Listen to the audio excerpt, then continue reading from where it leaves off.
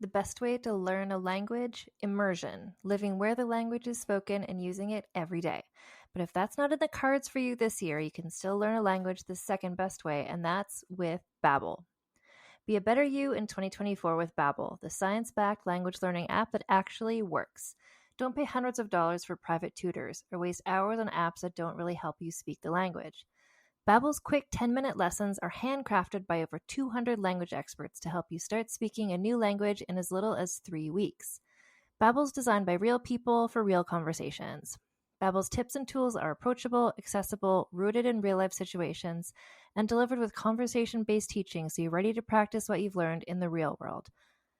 For instance, I've been using Babbel's convenient courses to help me learn basic conversational skills in German while I'm getting ready for a little trip I'm planning. It's not a language I'd ever studied before, but I find the lessons really easy and kind of like hand-holding me through learning a completely new language to me.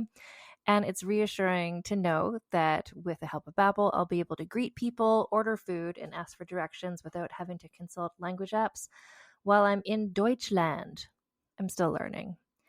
Studies from Yale, Michigan State University, and others continue to prove Babbel is better. One study found that using Babbel for 15 hours is equivalent to a full semester at college. Babbel has over 16 million subscriptions sold. Plus, all of Babbel's 14 award-winning language courses are backed by their 20-day money-back guarantee. Here's a special limited-time deal for our listeners. Right now, get up to 60% off your Babbel subscription, but only for our listeners at babbel.com/vulgar. Get up to 60% off at babbel.com/vulgar, spelled BABBEL.com/vulgar. Rules and restrictions may apply. Ah, the web tour. Those that both creators and were created by the threads disentangle from the fringes to feast on the very thing that spawned them. What's up, Tilly? This is how you deal with weird! No! Do not harm my children! Oh, you lost a feather. Can I keep it? No, you can't force me to! Do you know what lies within nothing? Rocket's in trouble, Akasa! Can we turn on the wind show remotely? No, she could lose her job as an Akasar. I don't fear Vehar. No, but you fear me. If you intend to trick me, I will not hesitate to sever the oath bond entirely. Why didn't you help me? Coward! I don't have a parachute! I don't like free falling! Counterbalance, a high fantasy audio drama. Season 2, coming 15th of October 2023. Learn more on trilunas.com.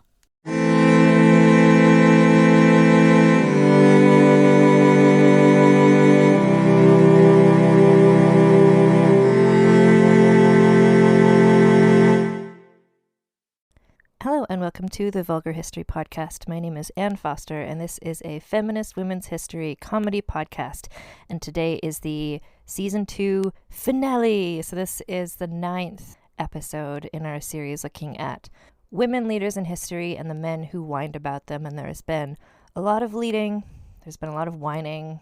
There's been a lot of patriarchy getting in the way. There's been a lot of just women who probably could have done a lot more stuff if they hadn't had to spend so much time swatting away all these people who kept bothering them.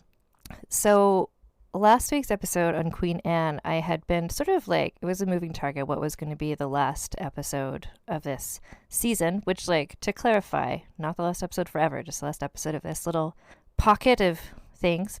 And I had been going chronologically, and then just as I was working on the Queen Anne one, then, you might not know, but there's a pandemic going on in the world.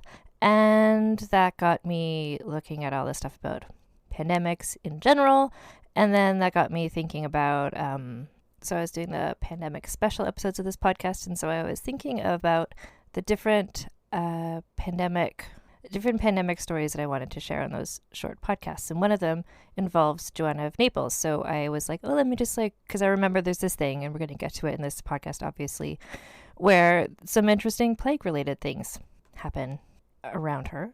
And that got me, so I was like looking back to see like, okay, what was her deal? Just so I could sort of get a grip on it for myself so that I could explain it to other people. And then as I was sort of making up a little document script of like what you need to know to understand the plague part of her story, I realized, like, oh, this is going to be much longer than a little 15-minute mini episode, because there's so much stuff, even just to get you to the point where the plague stuff happens, and then so much stuff happens after the plague stuff. So here we are with this sort of extra non-chronological story of Joanna of Naples here at the tail end of this season of Vulgar History. So Joanna, I'm just thinking, if you want to do like a Fast and the Furious / Star Wars thing to listen to the podcasts in order, I believe Joanna of Naples sequentially comes between Empress Matilda and Isabella I. So you could just, like, if you're not listening to these as they come out, you could slot Joanna back in between those two people. So I also wanted to mention there's so many wonderful other podcasts that I've been listening to, and I've been doing a lot of podcast listening lately, what with pandemic, etc. And there's so much support and lifting each other up and wonderfulness in the history podcast online community. And one of the most welcoming and nicest podcasts is the What's Her Name podcast, which you should all subscribe to as well. They've got so many episodes. I listen to them for research and also for fun. And so they tweeted a couple of days ago on April 20th. So they were showing this article that's basically about, like, why are women such good leaders during COVID-19, which is the same sort of stuff that people are like, wow, look at these countries that are doing well with this pandemic. They have female leaders. Female leaders are better than men leaders. And there's so much about that that's just overly simplistic and also whatever. Anyway, What's Her Name podcast succinctly explained this the best that I saw. So what they said is in their tweet, so when leadership is accessible to more people, you have a better chance at finding good leaders. And there have been impressive women leaders for millennia. We just don't talk about them. Maybe we should start. See, number 1, #learn history. And this is really what I was thinking about when I was preparing this season of this podcast as well, which is sort of the overly simplistic sort of paternalizing thing of being like, oh, women are inherently nicer or kinder or better or whatever. It's like, so much is just how people are socialized and what they've been allowed to do. And there have been more male leaders than not male leaders in most of world history, to the point that when there are women leaders, their gender often becomes an issue, as we've looked at in these past 8 episodes. So if there was parity, if there was an equal amount of leaders of every gender throughout all of history, there would be, I think, I can't see why there wouldn't be, an equal amount of good and bad people of all different genders.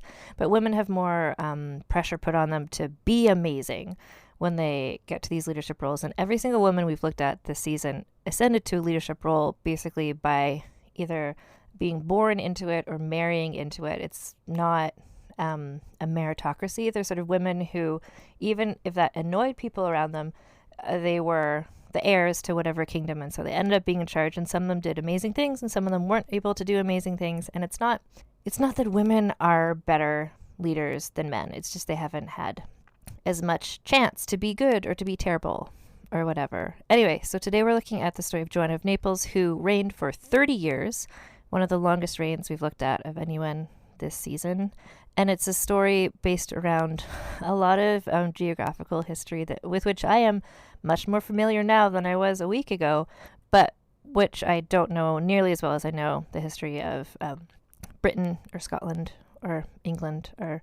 Anyway, but Joanna, so she was the Queen of Naples, Jerusalem, and Sicily, which, if you're like, wait, are those 3 places next to each other on a map? And they're not really, but don't worry about it, because we're not going to be getting into the geography that much. You just need to kind of know, basically we're looking at like Italy before Italy was Italy, when it was just a bunch of sort of city-states / kingdoms. That's sort of where she was based out of, sort of between Italy and France. So Naples, 1326. Joanna was born, and she was the eldest daughter of Charles, the Duke of Calabria, and Marie of Valois. They had other daughters as well, but she was the first to survive infancy. She had an older sister, Louise, who died that same year, and a brother, Charles, who was born 1 year later, but he only lived for 8 days. She wound up having one surviving sibling, who was a younger sister called Maria, who was actually born just after her father had died. So her father died when Joanna was 2. Maria was then born and she was a baby, and she's going to be sort of like a best supporting actress queen in this story because Maria's life was also pretty volatile. So what this meant, though, is that Joanna, being the granddaughter of a king who's called Robert the Wise. So Robert the Wise is her grandfather. Because Joanna's father had died, that means Joanna is now the heir to inherit Naples. So the agreement said that his female ancestors or female descendants would be who would inherit the throne if there weren't any men around. And also the rules said that a female monarch had to marry and she should allow her husband to rule. So although there were male relatives here and there, Robert was really wanted to stay with that plan. So to have Joanna and then after her Maria as his heir. So he had even a public ceremony when Joanna was 4 years old and Maria was 2 years old, I guess, where he just publicly said, like, hey, guess what? This is what's happening. My heir is going to be Joanna and then her children. And if for some reason she has no children, then my heir will be Maria and then her children. Some relatives weren't super excited about this, i.e. the relatives who thought that they should be his heirs instead of these little baby girls. So some of the relatives include Philip of Toronto, not Toronto, like Ontario, Canada, but I think it's pronounced Taranto. It's like Toronto, but with A's. This word's going to come up. I should really decide on a pronunciation. And his wife, Catherine of Valois, refused to support the whole Joanna being the heir thing. So they refused to even go to this ceremony. The Pope tried to intercede. There's a lot of Pope action in this story. And the Pope was like, Philip and Catherine, you need to go to this thing. Philip refused, and he only sent a deputy to pay homage to Joanna on his behalf, because he just really didn't think that she should be the heir. Not just because she was a girl, but because he thought that he should be the heir, I guess. So 1 year later, Joanna, age 5, Maria, age 3, their mother died. And so then Robert got married again. Oh, no. Robert didn't get married again. He was dead. No, wait. Okay. Joanna's mother died. Joanna and Maria, now orphans. Parents, all dead. But their grandfather, Robert the Wise, is who's been sort of raising them. And so his wife, the Joanna and Maria's step-grandmother, is called Sancha of Majorca, and she assumed responsibility for their education. And Queen Sancha lived like a nun, although the Pope had refused to annul her marriage to King Robert. Just so you kind of know what kind of religious thing is happening here. And she became a huge influence on Joanna and Maria's life. She really took charge of their education and raising them, and she did a great job from what we see, what they're able to do when they grow up later. Even though things were going pretty well in terms of like medieval Naples. So there was this Robert the Wise, the grandfather. He had this long time enemy, which was Hungary, the country of Hungary. So everything got really, it all has to do with like who is going to be king and who is going to inherit from where. Robert was actually the younger brother. So in terms of like Hungary, what happened is that there's 3 sons. No, there's 2 sons. So Robert's father died. Robert's older brother died. And so technically his older brother's son should have become the next king of Hungary. But instead, King of Naples. Oh my God, I'm so sorry. This is just like what you need to know is that Hungary and Naples were at war and everyone was related to everyone. Let's just like leave it at that for now, because that's not what we're talking about. We're talking about Joanna. So, but what happened is that, so Joanna, little tiny girl, to try and stave off a possible Hungarian invasion, it was decided that she would get married to one of these Hungarian princes, who's also maybe her cousin or something, I'm not sure. And so the one who was chosen was Andrew. So her cousin, Andrew the Hungarian. And then the stipulation of their betrothal was that Andrew's heirs would rule Naples, but he himself would only ever serve as Joanna's consort. So he wouldn't be king, even though he was going to be married to her and she was going to one day become the queen. And then Andrew, who's also just like a little baby at the time, was sent to Naples to grow up there. But people were very xenophobic against the Hungarians because of the whole being at war with each other situation. So he was never really accepted. So he remained in Naples after this little baby wedding when they were like 6 and 4 years old or something like that. But what it meant is that even though they were married, like they were little baby children, and it's not like, okay, no, act like husband and wife, but it just meant like they're married, so like no question about that. But like they're waiting until Joanna gets to be 12 or whatever for them to consummate and to start like living like man and wife. So effectively, Andrew just came to live with Joanna and Maria and their other cousins, and he was just like this sort of like pesky, annoying Hungarian new sibling on the scene. So they're just like all children growing up together. Two of them happen to be married to each other, whatever. So King Robert died in 1343, age 67, after ruling for 34 years as King of Naples. Joanna, age 16, was now officially his heir. And it was not a great time to be taking over as Queen of Naples because there had been a series of famines due to the weather got really bad, and then crop yields were bad. So like things have been pretty great when King Robert was around, partially because he was called Robert the Wise, like he made some good decisions, but also because just like he lucked into some good weather and trade situations. So Joanna is a teenager. The country's like not doing great. And then also a lot of people were like, she's female, that's gross, we don't like that. And also she's 16. So it's just kind of like, it was precarious. Not the best of times for her to be taking over. 2 days after, so he died, she becomes queen 2 days later.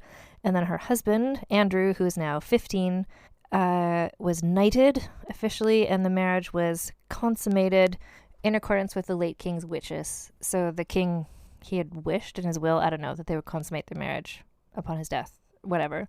So they hated each other. Like, Joanna hated Andrew hated her / everybody. They basically lived apart. They only met with each other if there's like an important dinner where they both had to be, but otherwise they went to separate churches. They visited separate places, and Joanna forbade him from entering her bedroom without her permission. Andrew, there's the whole thing where she's the queen, but he's just like her guy. He doesn't get to be the king, and so that extended to she controlled his allowance and his spendings. Andrew was not happy with any of this. He thought that he should be king. He was mad that everybody was mean to him for being Hungarian, which is like fair enough, shitty. Joanna eventually became pregnant, and that made Andrew even more want to become king. And it's totally, if you know this story, I haven't done it on the podcast, but I bet a lot of you know this story. It's very Mary Queen of Scots / Darnley about it, where like she's having the baby with this guy that she hates. He wants to be the king. She won't let him. That makes him mad. So he started making threats towards her. She just mocked him openly in front of everybody. He bullied and insulted everybody, and was just sort of sucky husband to her. And she was, not a great wife to him, but that wasn't the point of her life, to be a great wife to him. She was a queen, so screw him, basically. So September 18th, 1345. Andrew comes home after partying with his guys. Joanna is asleep in bed, and then a servant came to the door saying like, oh my God, there's these papers you need to sign out here, not in your room. So he ran out of the room, and then he was seized by a group of men who strung a rope around his neck, dangled him over the railing, and some men down below were like pulling on his ankles from below, and he basically was murdered. And the thing about it is that Joanna was in the bedroom, and I guess when Andrew tried to like run back in the bedroom, he found that the bedroom was locked from the inside. So like, was Joanna complicit in this murder plot? Did she just see like, oh man, someone's killing Andrew, I'm just gonna like lock my door now? Or was she like, a bunch of men yelling, I'm just gonna lock my door now? But so she didn't help him. Not that she should have, I don't know. So at this point she's 6 months pregnant, 19 years old, and Queen of Naples, and also a widow / the prime suspect in her husband's murder. So people, like they do now with everybody, and it's just bullshit. They're just like, oh, she's like not sad enough, or not in the right way, or whatever. But people were already prone to not want to like her because she was a young queen and the whole like who is an ally of who, the whole like Hungarian question. They're just like, oh, this is great. Like this, she looks bad in all of this, so let's just like spread some rumors like that she was having affairs, like that she was responsible for killing him. And then the thing is that also she had spent ever since she knew him, she had been like openly mocking him, hating him. So it's like, would she kill her husband? It's like, you know, she probably would have killed her husband. So anyway, things were not, in terms of like public relations, not looking great for her. A man was arrested in connection to the murders, but they cut out his tongue so then he couldn't say if anyone had put him up to it or whatever. And had he even been involved at all, I don't know. It's all pretty sketchy. The Hungarians, aka Andrew's family, were like, who killed him? So they demanded that the Pope do an inquiry into it, because the Pope used to do stuff like that, I guess. And the Pope was like, I'm on it. But then he was like, some other Pope things to do. And he sort of like didn't take it on right away. Andrew, the dead teenage husband, so he had an older brother called Louis, who is now the King of Hungary. And he's called Louis the Hungarian. And he's a supporting actor in the story. He's going to show up a lot. He began to talk about invading Naples, because the whole thing where the Hungarians thought that they should be the King of Naples, etc. So things were doing pretty bad internationally, between all these different places. Joanna's still pregnant, so she gave birth on Christmas Day, December 25th, 1345, to a son, which was like great, excellent news for all the usual, like everyone's just like, oh, okay, there's a boy. Like, it's not just this teenage queen girl, like we've got a boy, there's going to be a man king, everything's great. She named the child Charles Martel and started thinking about getting a new husband for herself, for both just like protection reasons, because she had been educated really well, but she was not like a warrior. She needed somebody who had like an army and knew how to do stuff. She just, all the reasons that she needed to find a new husband for her and her little baby. So the guy that she wanted to marry was her cousin called Louis of Taranto. So there's Louis the Hungarian, who is her enemy, and then now there's her new husband, Louis of Taranto.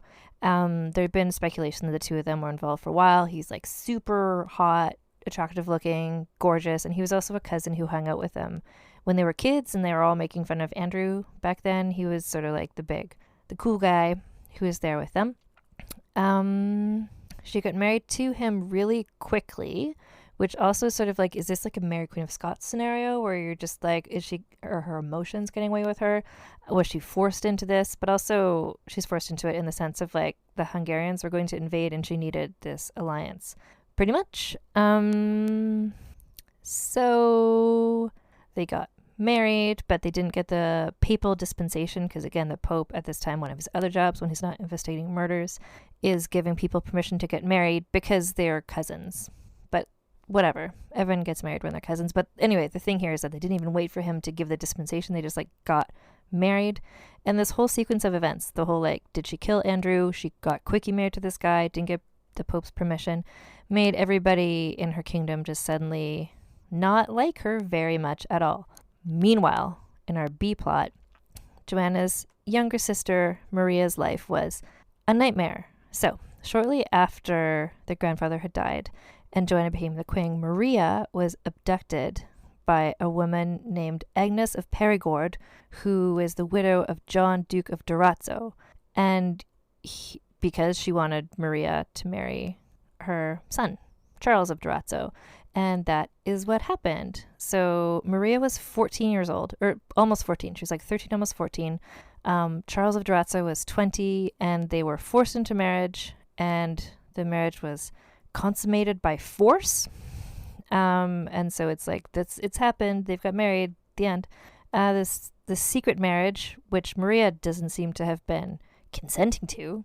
But this infuriated Joanna. She didn't like that Maria got married without her permission. Joanna sent letters to the Pope demanding the annulment of the marriage. Again, she and her BFF, the Pope, just like, Pope is busy doing stuff. The Pope, who was called Clement VI, refused to annul the marriage. And at this point, Joanna was just like, okay, you are dead to me. Like, I'm my sister, no longer. And / you're now my enemies, the Durazzo entire family. And then years go by. I believe 5 years later, so a little montage moment. So her enemy, Louis of Hungary, is just like hacking and slashing his way across the Italian countryside, conquering towns and villages, and Joanna and her squad need to figure out what to do. Side note, people from Naples are called Neapolitans. That is what they are called. And the word Neapolitan to me, and perhaps to you, makes me think of ice cream. So I'm going to not use the word Neapolitan very much because I'm just going to say the people of Naples, because the Neapolitan, I just picture little ice cream cones and it just is distracting. So people are just like making alliances, breaking alliances. And by people, I mean like all these dudes, the Durazzos, the Taranto brothers. So at one point, Joanna is in a castle under siege. She's by now pregnant with her husband's baby. She fled her castle in the middle of the night to try and get to Avignon, which is where the Pope lived, to just like have a sit down with the Pope and like hash things out. So she fled the castle under darkest night, pregnant in medieval times. Just like this is like Empress Matilda level. Like there wasn't like she wore white and also was snowy, but just like this gets her high score points in terms of just like bravery. Her husband Louis of Taranto heard that she had fled, and so he decided to go to Avignon as well. Unfortunately, in order to escape, she had to leave her son Charles Martel behind because she couldn't escape with him. It was too dangerous, and she didn't think he would survive a journey. So his uncle, the Hungarians, sent Charles Martel off to Hungary to be raised by those relatives, but Charles Martel unfortunately died aged 2. While Joanna and her husband Louis of Taranto were off headed to the Pope to just like straighten things out, her sister Maria and her husband Charles of Durazzo were like, oh, they're out of town? Amazing. Why don't we just like seize power? So Charles, Maria's husband, seized power, but he was captured and beheaded by the Hungarians only days later. His period of power lasted less than a week. And now Maria was a 19-year-old widow, just like her older sister had been before. So Joanna is headed towards Avignon after this great escape, and coming just like parallel with her, if you picture like on America's Next Top Model, they have the airplane with the little faces. So here we've got like Joanna heading one way with a little face, and the other way it's just like a death skeleton, because the Black Death, the bubonic plague, was also headed parallel to her to Avignon. So the Black Plague, which we discussed in some of the pandemic special episodes, which you can listen to if you want to hear about how that all progresses. It's a pretty awful disease, and it kills you really quickly and horrifically. So the Black Death had arrived in Sicily the previous fall in a fleet of Genoese vessels. So just like how it happened in that little English town where it's just like trade is how it was spreading. Anyway, so what happened is this ship went into port in Sicily. Sailors were like they all had plague, and they like stumbled down the gangplank and into the city, and then they like spread between them, the fleas and the rats, just the plague toppled this whole city. By the spring of 1348, which is when the story takes place currently, it had spread to the rest of Italy and beyond. So everybody, if you remember, there was the whole famine scenario where the crops weren't growing, so there was already famine. Their bodies were weak, so they were even more susceptible to die of plague. In some cities like Florence, the death rate was like 90%. So small villages just like ended. Like there's no one left of them. They're like not a village anymore, because people were dying and or fleeing. So people died super quickly. Like apparently you could be healthy at sunrise and dead by sunset. But sometimes it was longer, and it was incredibly painful and debilitating. So there's so many dead bodies that the cities didn't have enough room to bury them. In Avignon, where the Pope lived, he consecrated the river, because the whole thing about like you want to be buried in like consecrated ground, but there wasn't enough ground to consecrate it, and there wasn't time to like bury everybody, so he just consecrated the river. So every day, hundreds of stinking corpses choked the river and slowly floated downstream to the open sea. So it's just like a river of dead bodies. So this is pretty gruesome. Joanna comes to Avignon. Everything's pretty awful and gross, but that's where the Pope is, and she needs to talk to the Pope, so that's what she's doing. So on March 15th, 1348, she arrived with great fanfare. So she had the whole squad with her. She had the Bishop of Florence, the Chancellor of Provence, 18 cardinals. Next came Joanna, dressed in a gold and crimson robe, her blonde hair gleaming in the morning sun. She's just like gorgeous. Her robe had sort of like fleur-de-lis on it because that was to remind everybody that she's descended from the King of France, which she was. Presumably, she would have been riding side saddle, so just sort of like this gorgeous moment of her just like coming through town. Her husband Louis was there, looking super hot. The colorful parade was the first bright spot Avignon had seen in months, and so people came out. Everybody, it's just like they've all been dying of the plague for like a long time, and they're just like, ooh, something to see. And so they're watching this gorgeous young queen making her way through town in this parade of luxury. But it wasn't just like, hey, I'm here to hang out or whatever. She was there to talk to the Pope about a couple things. And the more important one of those things was like, hey, can you forgive me for getting married without the papal dispensation? Thanks. And the other thing was the whole papal investigation finally, vis-a-vis had she killed her husband. This is where they're going to decide, like, did she kill her husband or not? And if they decided that she had killed her husband, then she probably would be executed. So its stakes could not be higher. And so she went in to see the Pope. And she had like the best lawyers in the world talking for her, but then she's also like, and I would like to speak now as well. And this was rare because she was a woman, and also because she was a queen, and also because she had to speak in Latin. But guess what? She spoke Latin. And so she had this like amazing speech where she just sort of explained how she's innocent of everything. Like clearly she was just the charisma. She had this great speech, delivered it perfectly, and part of what she said was just like, look, I just walked through your plague-ridden city. Like I just rode through your plague-ridden country, down the street, past the people with the plague, and guess who didn't get the plague? Me. I did not get the plague. And this was the sort of thing where everybody had sort of assumed that the plague was religious-based, or sort of like the people who were getting it, they were like, they must be the bad people. They must be the sinners. So people would like go to the Pope and to the bishops and try and get blessings and stuff so they wouldn't get the plague. They all still did. But she was basically working with the understanding of if you're a bad person, you get the plague. So she was like, but look, I just walked through this whole city and I didn't get the plague. So guess what? I didn't kill my husband, Andrew. And the Pope was like, yeah, great point. And you are not only innocent, but you're completely above suspicion. And P.S., I'm also going to issue this document saying that your marriage to Louis of Taranto is valid, even though you didn't ask my permission beforehand. So just like win-win for Joanna. Everything's amazing. So she hung out in Avignon, surrounded by plague, but not catching plague. She gave birth to a daughter who she named Catherine. And at around the same time, so Maria, you remember, was 19-year-old widow at this time. And the whole thing is like, well, who's going to marry Maria? She's like a super important person. So Louis the Hungarian, the enemy, had captured some princess from Naples. And they were like, anyway, basically, Louis the Hungarian was like, I want to marry Maria. And then we can like ally Hungary, Naples, everything will be great.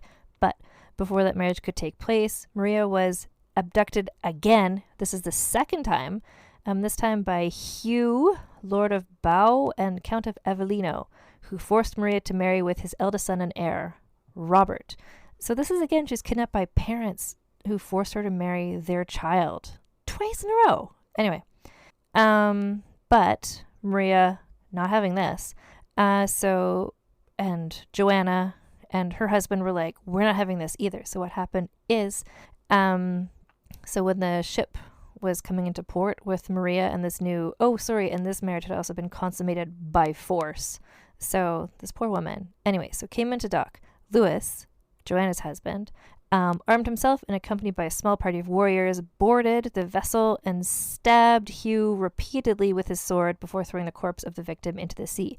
He was the one who kidnapped Maria, the father of the husband. Robert was arrested.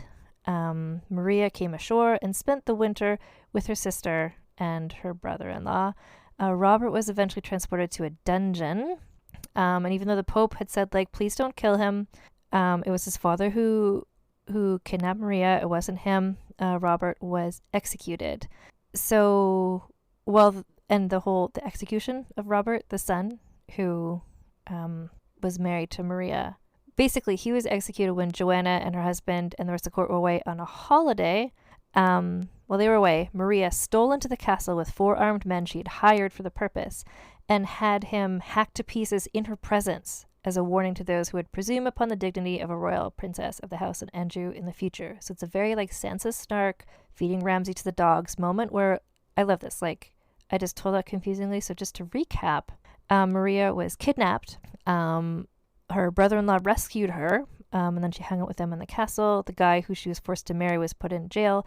And then while Joanna and her husband were out of town, Maria hired some dudes, went into the castle, and hacked this guy to pieces in front of her. So just like, yes, Maria, yes. So, meanwhile, Joanna and Louis. So from early 1349 onwards, all documents in the kingdom were issued in the names of both husband and wife. So Louis it was a very much like king and queen situation where it wasn't like with Andrew where he didn't have as much power. Like Louis was her equal here. As happened so much in this season of this podcast, there was some coin moments. The coins were issued and Louis's name always preceded Joanna's, kind of like he's the more important one. But guess what? He was terrible. So the Hungarians attacked again, and Louis took advantage of that to wrest complete royal authority from his wife. He purged the court of her supporters and accused her favorite, who's a guy called Enrico Caracciolo. He accused him of adultery and had him executed. And then 2 months later, Joanna and Louis's daughter Catherine died, aged 1. So he's a terrible husband. 2 years later, Joanna gave birth to her second child with Louis, another daughter, Françoise. And then that spring, they received the Pope's formal recognition that Louis was the co-ruler of Joanna, that they were literally equal. The Pope said so. And so they had a elaborate procession through the streets of Naples to celebrate this fact. And when they came home from the procession, their daughter had suddenly taken ill and had died, aged 8 months. So if you're keeping track, Joanna has had 3 children who all died very young. She has no heirs, which means Maria is still in play here because if she has, she had some children from her first husband, Charles of Durazzo, so her children are maybe going to be the heirs. But spoiler, they're all daughters. So, so Maria was again imprisoned. So she, maybe for arranging the murder of the guy, unclear, didn't write down that detail in my notes. Anyway, she eventually was married to Louis of Taranto's younger brother, Philip. So she's been married now 3 times, Joanna twice thus far. So Louis is awful, but then he died after 1362. So they'd been married for 12 years. He died of the Black Plague, so sayonara. And with that, so Joanna finally had the opportunity to take all the power for herself. She was no longer a teenager. She was a woman. She's an adult. She'd been queen now for quite some time. And she was just like, guess what? I'm the queen. Deal with it. And she just started doing a bunch of things that were great. And they made her popular again with everybody. We'll get into what those things were in a bit. And then at age 36, she decided to marry again because it's just like a safe thing to do. This, one hopes, just to have like a man around, potentially with armies to ally countries together, etc. So her husband this time, and this is going to be her 3rd husband, and his name is James IV of Majorca. And it seemed okay. He was the king of Majorca, so hopefully he wouldn't try and like usurp her power because he's already the king of somewhere else. He wasn't her cousin, so they didn't have to get like the Pope's permission, and also hopefully that would mean that maybe they'd have an easier time conceiving children. But the thing is that James had been taken captive when he was a teenager and had only recently been released after spending 14 years as a prisoner in a small iron cage. So he had psychological problems as well as numerous physical illnesses. So he was prone to outbursts. He was physically violent with Joanna, sometimes in front of other people. Things became so bad that, Joanna, she kept sleeping in the same room as him because she needed to have an heir, but she would have other people in the room with him so that he wouldn't kill her.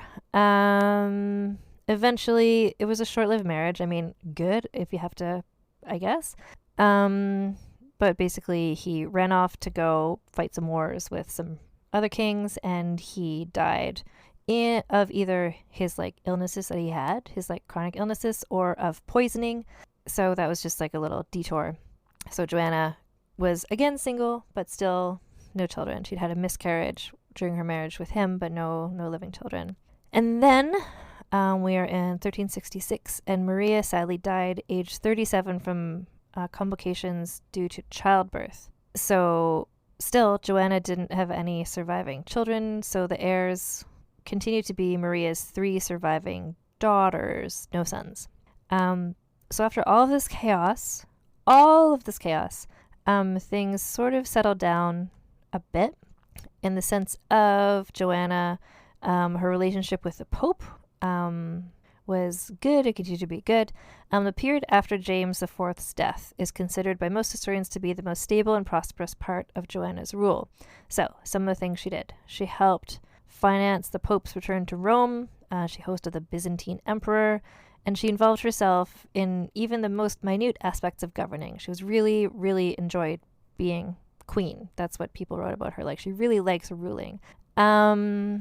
She was a fair and judicious ruler, and no law or edict, however minor, was ever carried out without her personal approval and seal.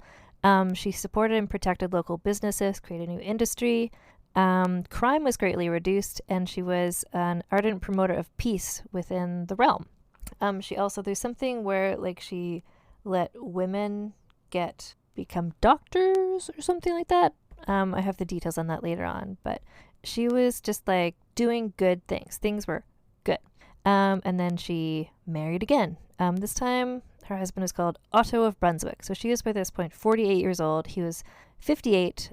He was not a king. She wildly outranked him. And so he was he knew he had no chance to try and be king or whatever. So he was good with that.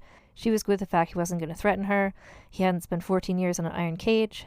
And he was also a seasoned warrior, which was helpful because the Hungarians, guess what, still kept invading.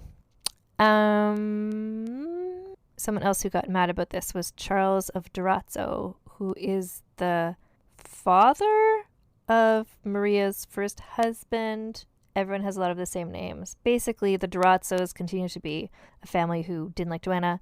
Louis the Hungarian didn't like Joanna, and then the Durazzos and Louis teamed up, and that's what happens next. So Joanna, at this point, she's okay, clearly, I'm 48 years old. Chances are I'm not going to have any surviving children at this point. So she tried to figure out a solution to the whole succession thing by arranging a marriage between her youngest niece, Margaret of Durazzo, who was Maria's youngest daughter, this is where Charles of Durazzo comes from. I'm sorry, there's literally 3 people in the story called Charles of Durazzo. Okay, so that's who this one is. So there's Charles of Durazzo, the father, Charles of Durazzo, Maria's husband, and now this is Charles of Durazzo, a younger one, who's going to marry Maria's daughter, Margaret. And so Joanna thought, if we just marry these 2 people together, then that will be who the heirs will be. Everything's great. The wedding was opposed by her former brother-in-law, Margaret's stepfather, aka Maria's 3rd husband, Philip, Prince of Taranto. And then the Pope thing happened. So what happened is the Pope died, and everything went crazy. So I mentioned one of the things that Joanna had done was return the papal court to Rome, which was a popular thing at the time to some people. So the last few popes had been French because the court had been in Avignon. Remember the plague city where she went to talk to the Pope? Most of the cardinals were French as well. So the Romans wanted the next pope to be a Roman person because that's where the papacy, the Pope House was.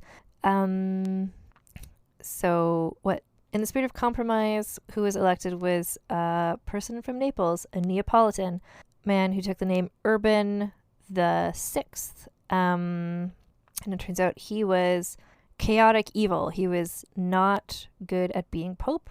So then there was another rival pope who was Clement the Seventh, and Joanna decided to back Clement the Seventh. So Urban, the bad pope, sort of got all of Joanna's enemies together. So the Louis the Hungarian, Charles of Durazzo, all the enemies all sort of teamed up in this sort of like evil Avengers thing against Joanna. They declared Urban, the bad pope, who is still technically the pope, but there's two popes. So there's Clement, who is the pope not in Rome. Urban is the pope in Rome. Two popes. It's called a schism. It's a big thing. If you want to know about more pope history, there's another podcast I'll recommend to you called Pontifex, which I don't think they've gotten to this point in history yet. I could be wrong. But anyway, it's a podcast where every episode they talk about a different pope. Very exciting. But Urban, the bad pope, declared Joanna a heretic, and he declared that her kingdom, which was sort of controlled by the pope, was now forfeit, and he bestowed it upon Charles of Durazzo, who is dead Maria's daughter's husband. So Joanna's just like, okay, what are we going to do? So she agreed to adopt Louis I of Anjou as her heir, replacing Charles of Durazzo, to try and make this all be not happening, I guess. But then because of this, Charles of Durazzo invaded Naples in November 1380 at the head of an army mainly composed by Hungarians. So Joanna's husband at this point, Otto of Brunswick, she mustered as many troops as she could, but Otto is unable to stop the forces of Charles of Durazzo. So he was defeated, and Charles entered Naples on July 16th, 1381 at 7 p.m. That's very specific. And besieged Joanna in the castle. So without any help, because her husband, the troops, everyone had been defeated, Joanna was forced to surrender on August 25th. Oh, wow. But she held out for a month, so good job. And then she was imprisoned. And Charles of Durazzo went on to name himself the king, I do believe. But Louis of Anjou, Joanna's chosen heir, decided to go to Avignon at the head of a powerful army to try and rescue Joanna. But by the time he got there, it turns out she was already dead. So what had happened was that Charles of Durazzo knew that Louis of Anjou was coming, and he knew, like, as long, and we've seen this before in other stories, like, as long as Joanna was alive, she was a threat to Charles to take back being queen again.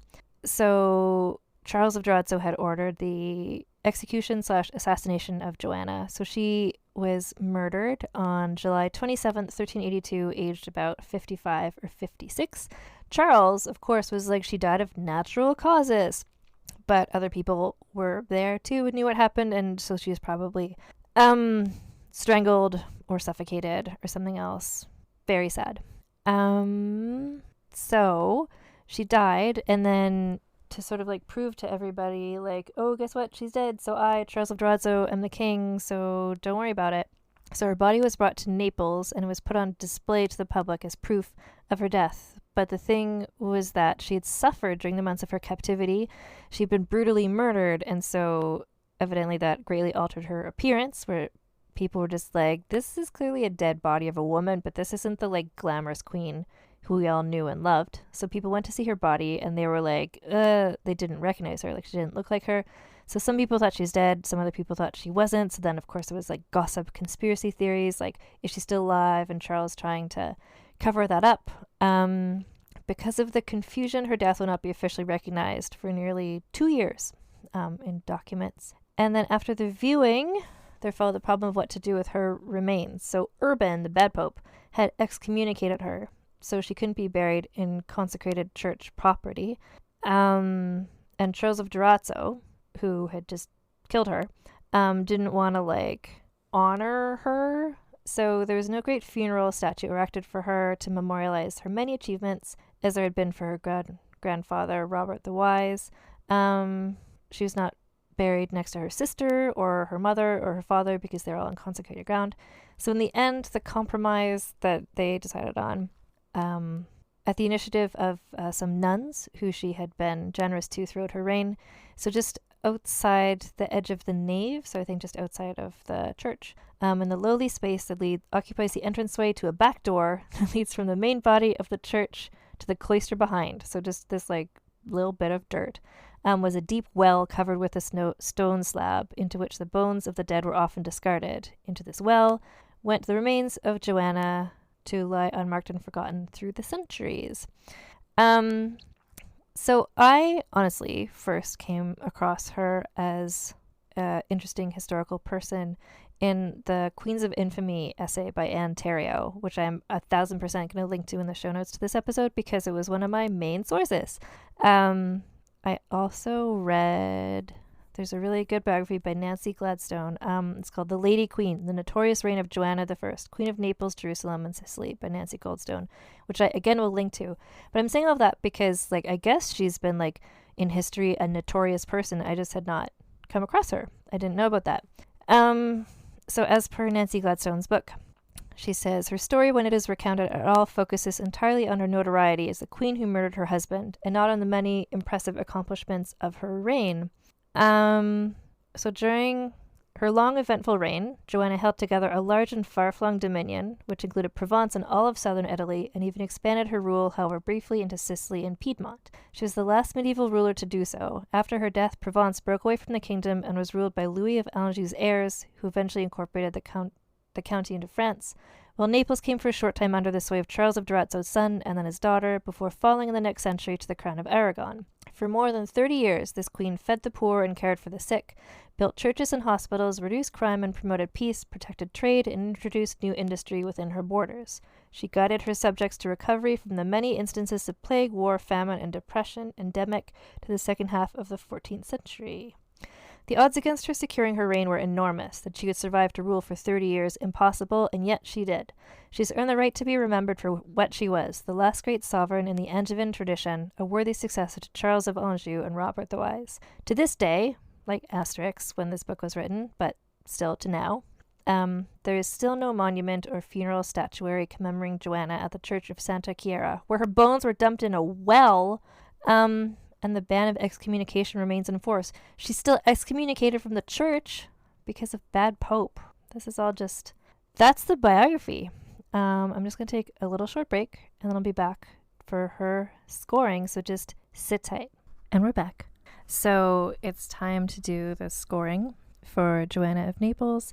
And as per always, I have there's 4 categories to which we apply to all the women talked about on this podcast. Not because any of them are better or worse than any of the other ones, but it's just like on the scale of 4 different things, where does each of them land? And so the first category is scandiliciousness. So it's not just like, did this person become involved and or instigate scandalous events, but like how scandalicious were these scandals? So with Joanna, I think we've got the whole like death of her husband and her shutting the door and how everybody was like, ooh, did she do it? And then it's like, was she having an affair with Louis of Taranto? The whole like parade down the street. Like, okay, murder, as per other episodes of this podcast, tends to rate pretty high on scandaliciousness. Did she kill him? I don't know. I mean, personally, I think so, and good for her. But she might not have. But the fact that she is apparently widely remembered as like that lady that killed her husband, maybe, that's worth at least a 7 or an 8 for scandaliciousness. Like, there wasn't a lot of little scandals. Like, she was actually very religious throughout all of her life. Multiple marriages, shitty marriages, that sort of. I'm gonna give her 7.5 scandaliciousness. The next category is scheminess.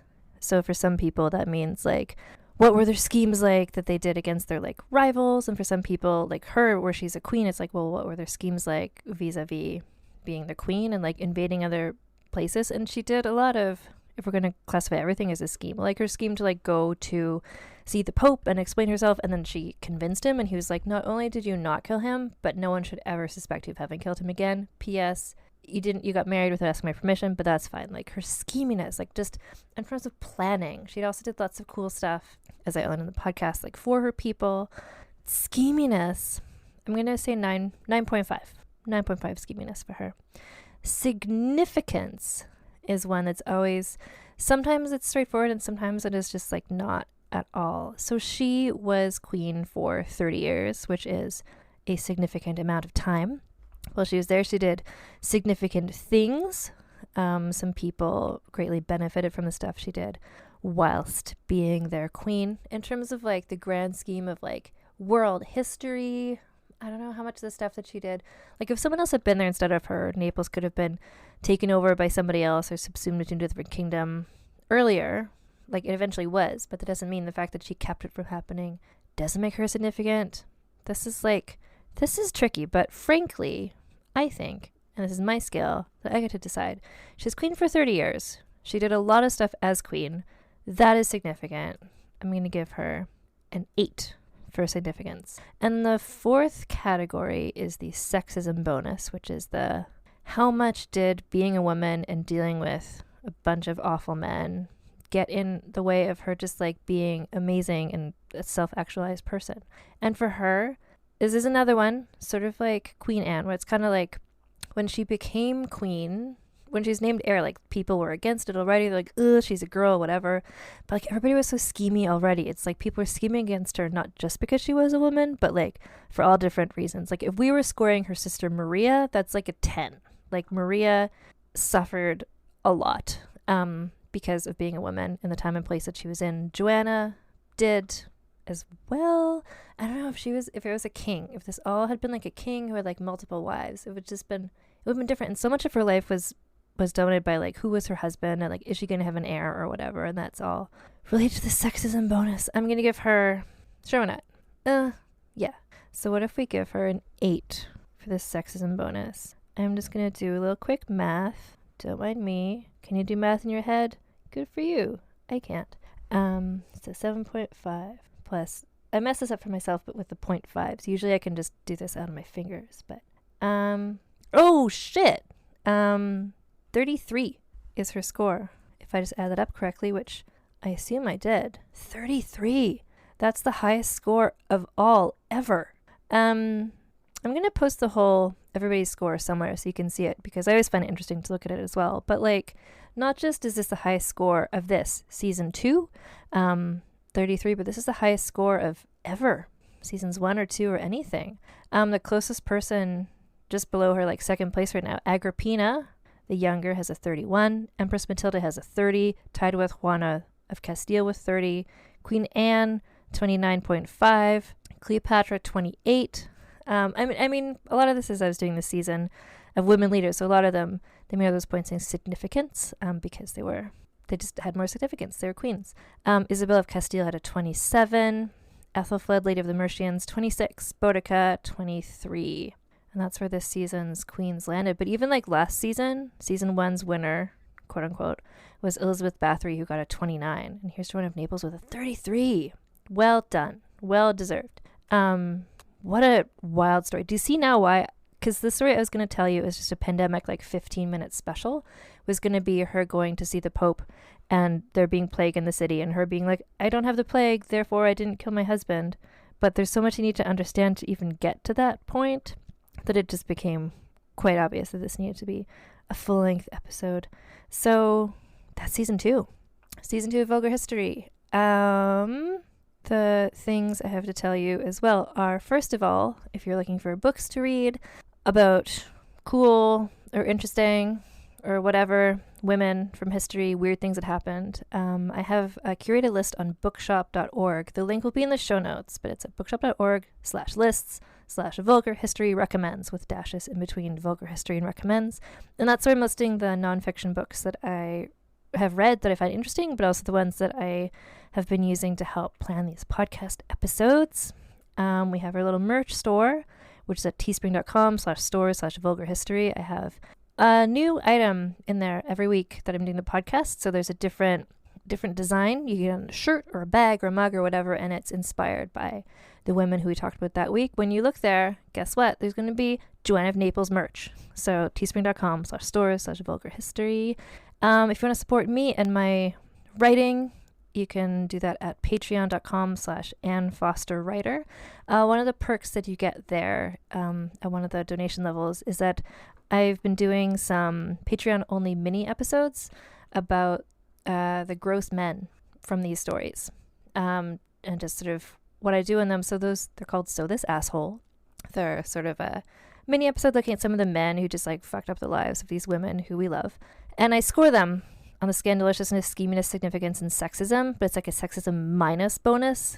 So all of their scores are like minus. Like their scheminess gets some minus points, and so we see how they all do. So that's all on the Patreon. But of course, there's all these episodes here on the not Patreon. Everybody can listen to, no paywall or whatever. I'm going to continue doing more pandemic super specials between the seasons because I've been reading a lot about disease history and I need someone to talk to about it. You can follow me as well on Instagram at Vulgar History Pod, on Twitter at Vulgar History. And if you feel like you want to email me for some reason, like, sure, lean into that. That's cool. Do you have thoughts about some of these women? Do you have like suggestions of who you think would be another cool person for another podcast or for like another theme? I don't know what the theme is yet for season 3. I have some ideas, but let me know. So it's at vulgarhistorypod@gmail.com. Oh, also on the Patreon, I'm going to be posting a poll soon about ideas for new seasons and who I should talk about. And Patreons get to vote on that stuff. So anyway, I hope you're all keeping well, washing your hands, etc. And I'll see you next time.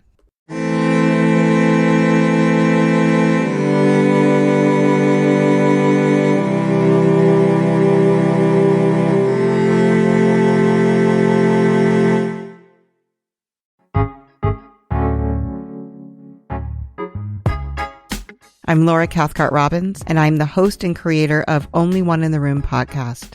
Every week, my co-host Scott Slaughter and I invite you to join us for an hour and lose yourself in someone's incredible Only One story. We talk to the realest of real people, dealing with issues like infertility, addiction, human trafficking, and body shaming. Oh, and we want to be fair, so we talk to some celebrities too. Oscar winners, New York Times bestselling authors, supermodels, and even the most decorated U.S. Winter Olympian. Everyone is invited to share their Only One story with our listeners. This podcast is for anyone who has ever felt alone in a room full of people, which is to say that this podcast is for everyone. Download Only One in the Room wherever you listen to podcasts today.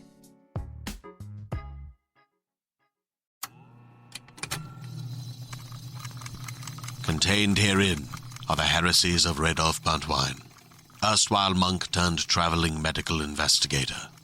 Join me as I study the secrets of the divine plagues and uncover the blasphemous truth that ours is not a loving God, and we are not its favored children. The heresies of Radolf Buntwine, wherever podcasts are available. I'm Brennan Storr. I'm Paul Bestall. We're the Ghost Story Guys. And every 2 weeks, we explore first-person stories of encounters with the paranormal from all around the world. Then we have some fun reacting to those stories. We like to say our goal is to scare the hell out of you, then make you laugh. Belief in the paranormal is not required. All you need is a love of great storytelling and curiosity about the world around you. Subscribe to the Ghost Story Guys now on your favorite podcatcher to hear episodes like High Strangeness in Chicago, The Mystery of Missing Time, and The Haunting of Vietnam, along with dozens of others. We've talked about mythical bridges, doppelgangers, haunted seaside towns, and so much more. Remember that story about the guy who was trapped inside a dream and something was hunting him? That was upsetting. Yes it was. Want us to help ruin your sleep? Come find the Ghost Story Guys on Apple Podcasts, Spotify, and everywhere else fine podcasts live, or at ghoststoryguys.com.